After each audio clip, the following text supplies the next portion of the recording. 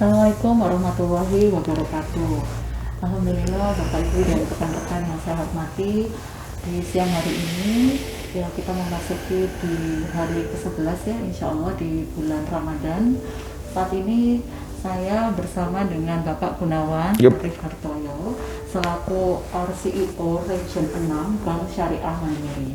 Nah, kesempatan ini yang tidak boleh saya sia-siakan kecuali lebih banyak ilmu gitu ya, sharing-sharing dari Bapak Gunawan, khususnya masih tidak jauh-jauh terkait dengan pandemi atau COVID-19 ini. Kita tahu bahwa tren di Indonesia ya terkait dengan dampak sosioekonomi dari pandemi ini menunjukkan tren yang masih meningkat ya. Oleh karena itu kita bisa mengambil kesimpulan bahwa ekonomi negara kita ini dalam kondisi resesi. Namun ada hal menarik yang perlu kita diskusikan ya Bapak, bahwa di tengah situasi ekonomi yang resesi ternyata perilaku masyarakat untuk berbagi itu juga semakin meningkat. Jadi kalau saya selalu mengambil caption bahwa di tengah resesi masih banyak yang ingin berbagi gitu.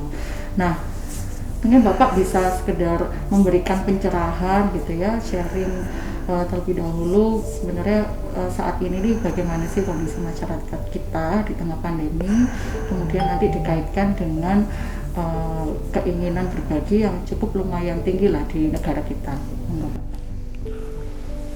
Ya baik, Bu Tika, terima kasih teman-teman semua. Jadi sebenarnya karena background saya dari bank, maka saya akan ngelihatnya dari sisi perbankan gitu kan. Kalau perbankan itu kan sebenarnya ngelihatnya sederhana. Itu ada aliran dana itu, dana masuk maupun dana keluar. Dari situ akan kelihatan mana ya, sebuah sektor atau industri atau bidang tertentu yang kemudian sedang booming atau mungkin sedang decline. Nah memang kalau kita lihat dari sisi perbankan itu beberapa rekening, kalau kita mengelola rekening-rekening di philanthropy organization itu seperti Puspas salah satunya, itu ada beberapa yang menjadi nasabah kami, itu menunjukkan peningkatan yang signifikan dalam beberapa bulan ini. Itu menunjukkan bahwa sebenarnya animo masyarakat untuk memberikan charity atau memberikan donasi itu meningkat tajam. Pertanyaannya adalah kenapa kok meningkat tajam padahal kondisi ekonomi lagi kayak gini gitu. Saya mencoba mereka-reka, tapi mungkin ini bisa benar bisa salah. Salah satunya adalah begini, COVID ini melanda seluruh dunia, seluruh belahan dunia. Jadi ketika masyarakat itu merasakan atau meningkat rasa empatinya, itu karena yang bersangkutan itu memang ikut mengalami kejadian tersebut. Jadi ketika kemudian mereka mendengar kabar bahwa Rumah Sakit Universitas Airlangga membutuhkan APD, itu ketakutan itu dia rasakan karena dia juga ikut terimbas. Ketika kemudian dia mendapatkan informasi bahwa ada sebuah komunitas yang kekurangan atau kesulitan untuk mencari masker, itu dia juga merasakan sulitnya mencari masker, sehingga ketika dia mendapatkan dia bisa melakukan donasi. Atau mungkin ketika Puspas menyatakan bahwa kita mau himpun dana untuk pengadaan masker, itu dia langsung tergerak untuk itu. Ini agak berbeda dengan situasi-situasi sebelumnya, misalnya ketika mohon maaf nih, misalnya ada bencana di Mataram atau di NTB gitu. Orang Surabaya mungkin memiliki empati ya, tapi pada saat yang bersamaan dia tidak merasakan bencananya. Atau ketika di Palu terjadi liquefaction, itu di Palu di sana merasakan bencana, kita empati, kita ikut melawan donasi dan sebagainya. Tapi secara situasi itu dia tidak mengalami. Tapi kalau COVID ini semua mengalami. Jadi kalau menurut saya empati ini nih kuadrat. Jadi kan ketika dia mulai empati, tapi pada saat bersamaan dia juga ikut mengalami. Jadi itu yang menurut saya kenapa kok di masa pandemi COVID-19 ini malah justru banyak orang-orang yang menyalurkan donasinya kepada lembaga-lembaga filantropi gitu, termasuk seperti Puspas. Kira-kira seperti itu Bu kalau itu. Betul, setuju Pak. Ini mencerahkan sekali. Jadi di tengah resesi, tapi kemudian perilaku masyarakat untuk berbagi itu cukup tinggi karena pada dasarnya musibah itu dialami semua, sehingga empati itu muncul dari keinginan bersama bahwa memang musibah ini harus segera selesai. Yes, that's it. Tuntas gitu ya Pak. Yeah. Ya. Bapak mungkin ada sedikit ini Pak, mungkin persepsi atau pandangan yang bahwa dibalik semua kesulitan yang ini dialami bersama itu ada big thing gitu ya, mungkin positif big thing yang justru ini yang harus kita syukuri, ini yang justru harus kita manfaatkan betul, kita optimalkan betul. Nanti someday setelah COVID ini selesai, ini akan menjadi sebuah ini ya, daya ungkit yang luar biasa untuk negara ini akan melaju jauh lebih cepat gitu. Setelah ini, gimana Pak? Menurut Bapak mungkin ada pandangan-pandangan yang Iya, Bu Tika, jadi begini, kebetulan saya kerja di Bank Syariah. Bank Syariah itu dalam operasionalnya itu kita mengkaji konsep-konsep syariah. Salah satu konsep syariah itu kan adalah menjaga kesucian gitu kan. Baik dalam transaksi, sumbernya harus bersih, penggunaannya harus benar, kemudian disalurkannya juga harus dengan benar. Jadi artinya kalau kita ambil investor masuk ke Bank Syariah Mandiri atau nasabah deposan masuk ke Bank Syariah Mandiri, itu dananya harus bersih, kita bersihkan, kita zakati dan sebagainya. Kemudian penyalurannya juga ke bidang-bidang pembiayaan yang tidak bertentangan dengan syariah. Artinya dananya bersih, dikelola secara bersih, dan nanti kalau sudah dapat labanya itu juga dibersihkan juga dengan pembayaran zakat, kemudian penyaluran kepada CSR yang sesuai dengan syariah dan sebagainya. Nah, syariah itu berhubungan dengan kebersihan. Tapi selama ini gitu kan, kalau menurut saya itu banyak orang tidak atau kurang menaruh perhatian terhadap masalah kebersihan. Kebersihan apa? Ya kebersihan fisik gitu. Kebersihan fisik sekarang. Kebersihan fisik. Kebersihan di dalam transaksi keuangan apalagi itu banyak yang masih gitu. Tapi oke lah, kita bicara mengenai kebersihan fisik. Di Bank Syariah Mandiri itu ada program BSM mengalirkan berkah. BSM mengalirkan berkah itu adalah sebuah program yang ditujukan untuk merevitalisasi masjid-masjid di sekitar kantor.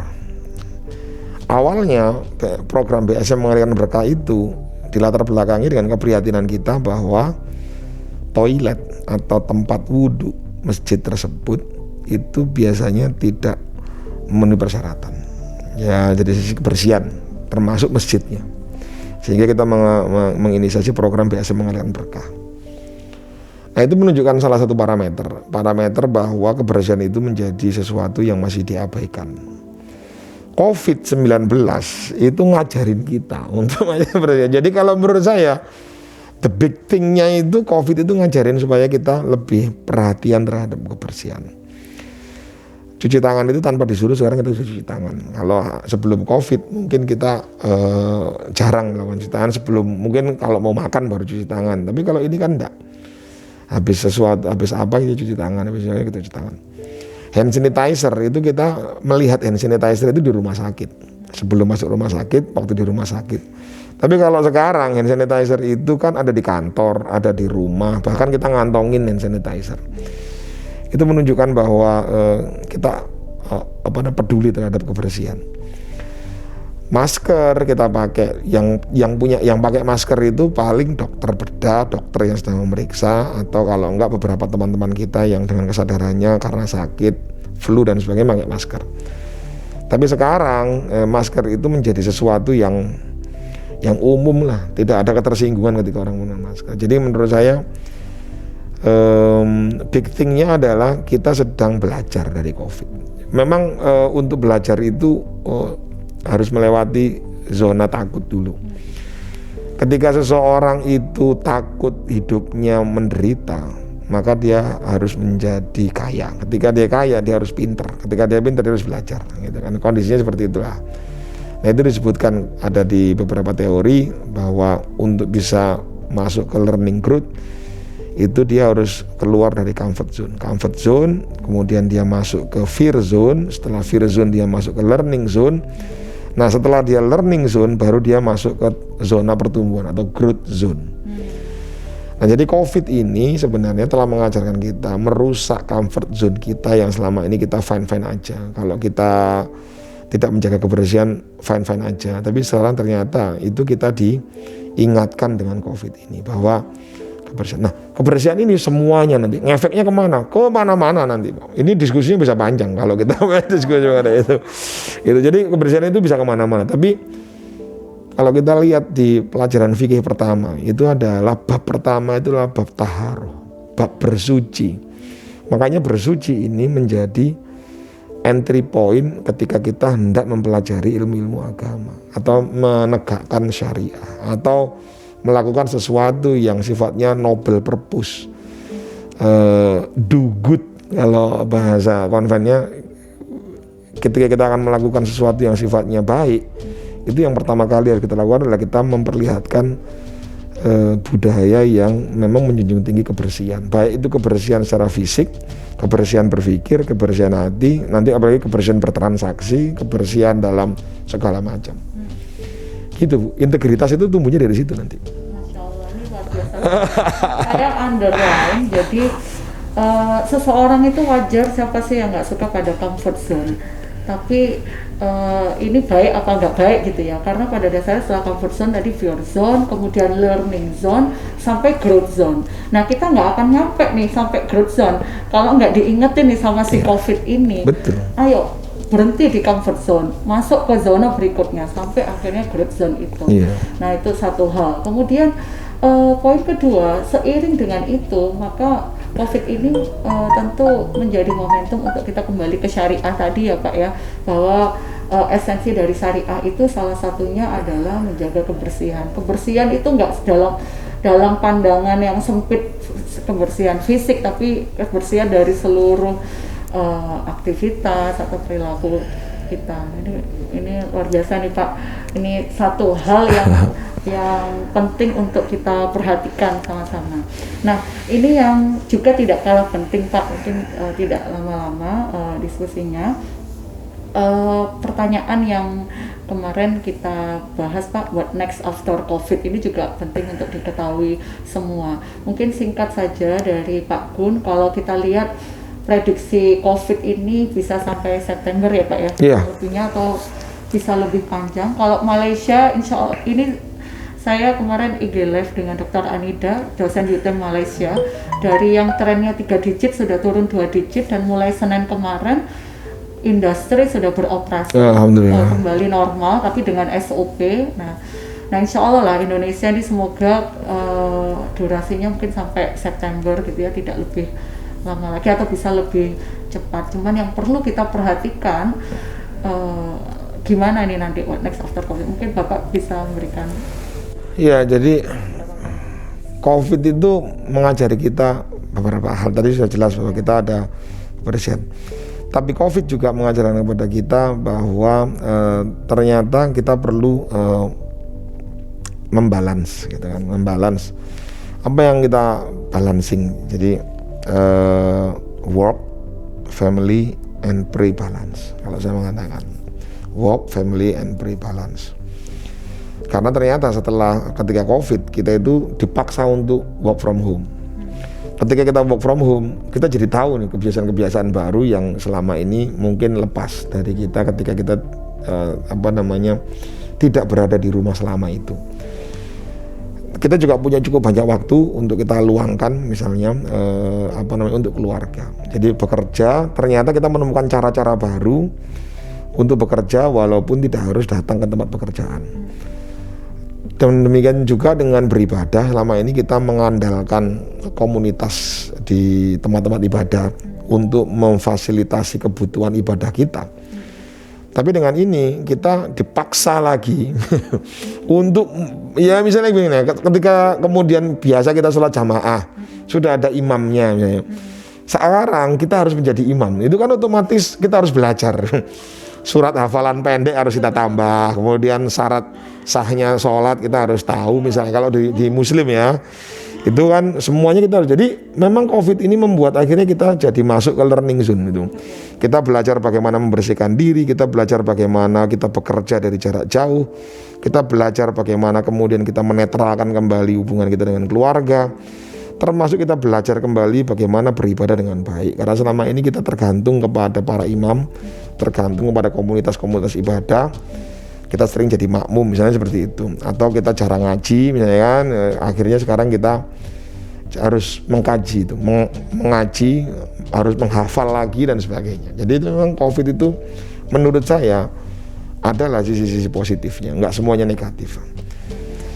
Nah, what next after COVID? Kalau saya prediksi salah satunya adalah meningkatnya kepedulian masyarakat untuk membantu sesama. Kenapa kok membantu sesama? Karena manusia itu kan kalau di segitiga Maslow gitu ya, motivational Maslow, motivasi itu kan salah satunya yang paling puncak itulah self actualization. Bagaimana kita mengaktualisasikan diri.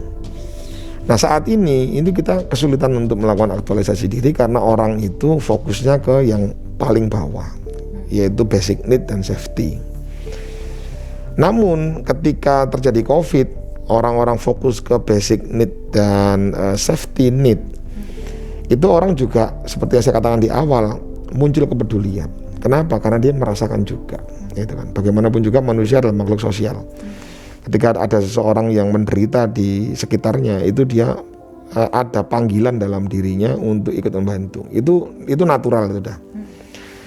Ada yang mengabaikan, ada yang membantu tapi sedikit, ada yang membantu banyak, ada yang memang terjun sebagai sukarelawan untuk membantu. Itu tergantung latar belakang dan pendidikan masing-masing, atau mungkin latar belakang kehidupan masing-masing. Tapi keinginan untuk membantu itu pasti ada.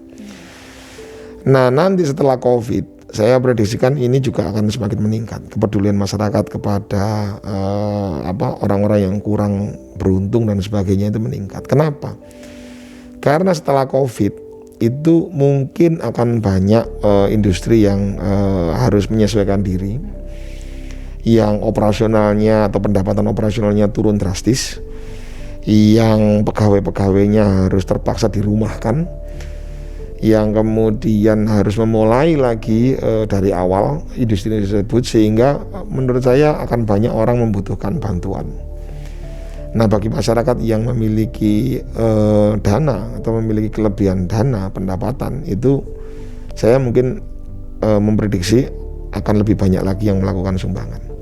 Yang memiliki surplus waktu, dia mungkin akan jadi sukarelawan untuk mengatasi itu. Jadi ini menurut saya sebuah panggilan ketika setelah COVID banyak orang-orang membutuhkan, dan Nobel purpose dari orang-orang yang mencari aktualisasi, self aktualisasi itu akan kembali lagi, karena orang kan sudah tidak takut, karena kan basic need juga sudah tidak menjadi hambatan gitu kan, sehingga orang kembali lagi naik, dan itu fokusnya nanti adalah membantu sesama. Kalau menurut saya itu, Bu. Masya Allah, setuju Pak. Jadi di awal kan tadi memang banyak situasi yang akhirnya memaksa kita dipaksa, tapi dipaksa untuk kita berubah menjadi jauh lebih positif. What next after COVID tadi kata kuncinya juga akhirnya kepedulian masyarakat sangat meningkat signifikan. Kenapa kok meningkat? Kenapa kok orang semakin peduli gitu ya? Karena kita semua merasakan. Contoh kecil ya Pak, misalnya saya ini ke pasar, saya benar-benar butuh beli kebutuhan pokok di pasar yang nggak ada di supermarket gitu ya. Ketika saya di pasar, ya Allah, ternyata hampir semuanya nggak pakai masker, mungkin mereka nggak bisa beli masker atau gimana, sehingga saya dipaksa, ya mau nggak mau saya harus peduli. Ini contoh, pasti ada sebagian orang yang kepedulian itu kan memang harus dikondisikan ya Pak ya, karena ketika kita tidak peduli dengan mereka, kita tidak memperhatikan nasib mereka, ya namanya virus ini nggak tuntas-tuntas, nggak terputus gitu rantai pandeminya gitu Pak. Jadi Masya Allah tadi paling tidak nanti next after COVID ini saya yakin kepedulian, kemudian empati, dan Allah juga ingin tahu sih seberapa peduli kamu dengan sesama, karena pada dasarnya kita makhluk sosial yang tentu kita saling membutuhkan satu sama lain, gitu ya Pak. Iya, jadi gini, kalau salah satu kawan saya menyampaikan kemarin, tapi mungkin bisa kita sampaikan di sini, bahwa ketika kita menghadapi sesuatu gitu kan, seperti COVID yang belum ada obatnya, salah satu pencegahannya adalah dengan sedekah gitu kan. Jadi itu juga yang mendasari, selain belief system bahwa kita percaya ini belum ada obatnya. Karena belum ada obatnya berarti ini tergantung dari masalah imunitas, masalah takdir dan sebagainya. Maka sedekah itu bisa melindungi, menjadi perisai gitu kan. Makanya itu yang membuat banyak orang-orang melakukan sedekah, karena ternyata ini belum ada obatnya dan sebagainya. Nah ketika ini reda nanti, kita juga belajar bahwa ternyata masih ada banyak kemungkinan penyebaran virus-virus yang memang kita tidak bisa prediksikan.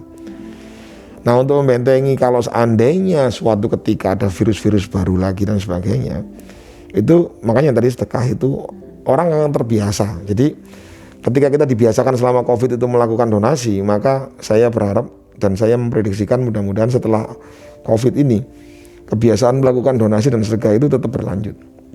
Nah ini memang seperti Puspas misalnya, itu kan philanthropy organization, itu berarti harus sudah menyiapkan diri.